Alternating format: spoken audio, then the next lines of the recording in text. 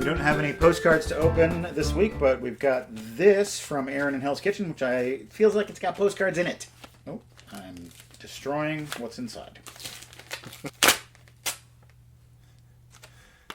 Here is round 3 of Reddit. This is going to be a bunch of books that you haven't read. Probably Here, true. Actually, why don't you do it to me? You show me the postcard and read the title, and I'll say if I've read it. You assume that I haven't read any of these? William Shakespeare, Much Ado About Nothing. I've been in the play, so yes, I've read it. Kama Sutra, A Guide to the Art of Pleasure. I haven't read it, I've lived it. I wrote it. Jules Verne, Around the World in 80 Days. Have not read it. I read it. It is not good. It's one of those things where like someone's teacher's teacher told them to read it, and when that got to me in 1991, I was like, no more. Like, I did not enjoy it. Joseph Conrad, The Secret Agent. I was supposed to read it for a college course. I think I dropped the course before I got to it. Ooh, I've not read this one. I've read other Joseph Conrad. I read Heart of Darkness. Yep, that is a banger. That's a good one. Charles Darwin, The Descent of Man. No, have not read it. Lewis Carroll, Jabberwocky and Other Nonsense, collected poems. I've read Jabberwocky. But you have not read I haven't Other read Nonsense. the Other Nonsense, no. Mm-hmm. The Letters of Vincent van Gogh. No, just a lot of whining about money. I've read about this, but I haven't read this. I saw the movie Vincent and Theo, which I think was based on his letters. Yeah, it's an ear cutter, huh? Tolstoy, Anna Karenina. Nope. Me neither, no. Oh, crap. Beowulf. I have read Beowulf. Read it in high school. I had to read Anna Green Gables. I don't like it. Kind of can't get more opposite than those two stories. Yep. Thomas Paine, Common Sense.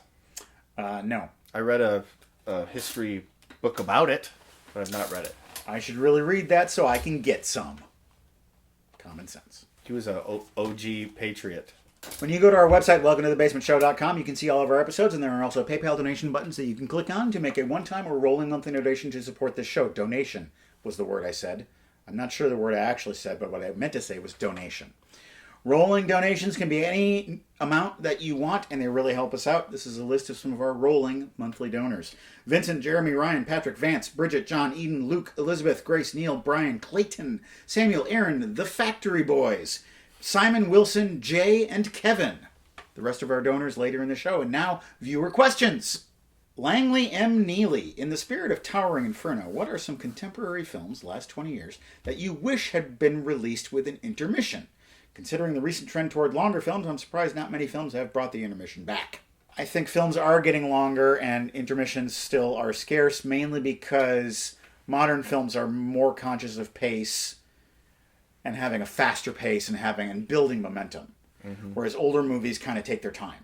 I agree. But I do think that Martin Scorsese's last two films could have had an intermission. The Irishman and Killers of the Flower Moon. Probably you could have put a little break in the middle of those. I've not seen the last one, The Killers of the Flower Moon. It's good. The Irishman was like, whoa. Yeah. Real long. I felt it at the end. Killers of the Flower Moon is really long. Okay. That's just like, like Pink Floyd or Tool. Like, once you've had that much success, you're like, we're making 11-minute song. What are you going to do? Not buy our album? We don't give a shit. Like, that's just what we do now. It's 11-minute songs. Yeah. I feel like he's entered that phase in the last 10 years. I've polled our viewers on Facebook to get some specific questions for Mr. Guzzi, and I've got a list of them here, and I got some good ones. Oh, no. Charlie Enoch Moe, is your middle name also 4 letters long? I will be disappointed if it is not. It is. It's James. I just changed it. It used to be James, but it is now James. Jimmy Jim Jam, favorite flavor of ice cream? I'll tell you what I don't like is mint chocolate chip. I hate mint chocolate chip. It's toothpaste with chocolate in it. It's a goddamn disaster. Mm-hmm. Any type of Oreo derivative. Ultimate Oreo, when there's a lot of Oreo. If it has a sense of Oreo, I like it. If it's mostly Oreos and a tiny dollop of vanilla cream on top of it, like that too. Okay. Brownie, anything related to cookie dough. Cookies and cakes. In your cookies and Oreos. And I like it to be more cake or cookie than ice cream. I just figured this out for myself recently. Strawberry. Okay, yep. Anytime I think of myself eating ice cream, it's strawberry ice cream. So Really? that's got to be my favorite kind. After I eat strawberry ice cream, it feels like I feel good about myself and the experience. Whereas cookie dough, it feels feel more of like like heroin. fat Like piece it's of shit. so good. And then 10 minutes later, you're like, I'm the worst. So it's a real drug swing. Whereas strawberry, you're like, I'm having a good time, and you feel fine with it afterwards. Yeah. Kevin Sugatan. Hi, Paul. Hi. Are there any movies that you loved as a child and still do to this day? Goonies. You've watched it recently? Oh, yeah. Okay, because I've heard it doesn't hold up. Well, no, it doesn't. It's not. It's not that good. But I loved it so much that now I showed it to my children. Loved Back to the Future. I remember the first time I saw Back to the Future. Afterwards, I was like, that is quite simply the best thing I've seen. Like, I think that is the perfect movie, and I thought so at age 8. Simon Gisler. Paul Guzzi. Do you believe in ghosts? I don't know. Maybe. I think I can be, yes. I'm going to say yes. This feels like a question that's maybe an inside joke. Jess Shooknicked. What alias would you use at a hotel to check in incognito? Chess Judnick is what I would use. Okay.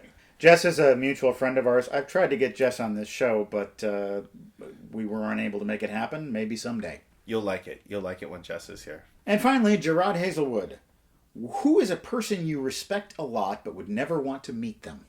Obama, in the sense, like, I have a lot of respect for Barack Obama, and I feel like it would be difficult to meet him and then have a different ideal of... Because his job was the president and not, like, someone that you hang out with. And I could kind of hold that over here, and I feel like if it gets to... Like, I read somewhere that Barack Obama doesn't like ketchup. Okay. And I was kind of like, sounds like a real asshole. Like, if I'm... You know what I mean? I find out more stuff like that. If it's just, like, if I meet him and he's kind of like... Looks like you got ketchup, and I'll just be like, don't start. I've met a few famous people in my time, and it's never gone well. Yeah, because you have an idea in your head. Yeah. Yeah, of course they can't be that, because they're just regular people. I get things in my P.O. box, all sorts of wonderful things, and sometimes they're records, and sometimes they're little records. And when I get them, I talk about them. I got a couple here. King Coleman, and the A-side is a song called Down in the Basement. That's where I live. I listen to this. This is like R&B, sounds like it's from the mid-60s maybe. And I got a couple of the lyrics here. Okay.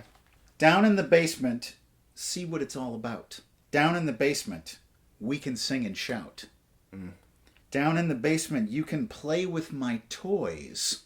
Down in the basement, we can make a lot of noise. Okay, I thought that was going to be a girls and boys or something boys there. Yeah. Sounds like a fun basement. It does, yeah. King Coleman on the Togo label. Togo. And then we've got Honey Boy. This is straight up blues. Now, is this Honey Boy Edwards, I wonder? I think his name is Honey Boy Edwards. He was a direct relative with Robert Johnson. I think he was a cousin or maybe a nephew. But he was also a blues player. He learned some blues guitar from Robert Johnson while he was still alive. I think that's who this is. Well, he still had his soul before he sold it. Well, he couldn't play guitar worth a damn until after he sold his soul. So okay. It would have been you're right. This is post-soul mortgage. This has got a harrowing tale of violence called Bloodstains on the Wall. So those are 45s courtesy of T.A. Epley, and I got more of those to listen to in future episodes. Right now, we've got some packages to open, and we're going to do so. Hand me those things. What do you do with those postcards? Keep them. Okay. Can I have one? Which one do you want? I don't know. You want Jules Verne, Around the World in 80 Days. Old Verne? Yeah. I just remember having a negative experience reading that. So yeah.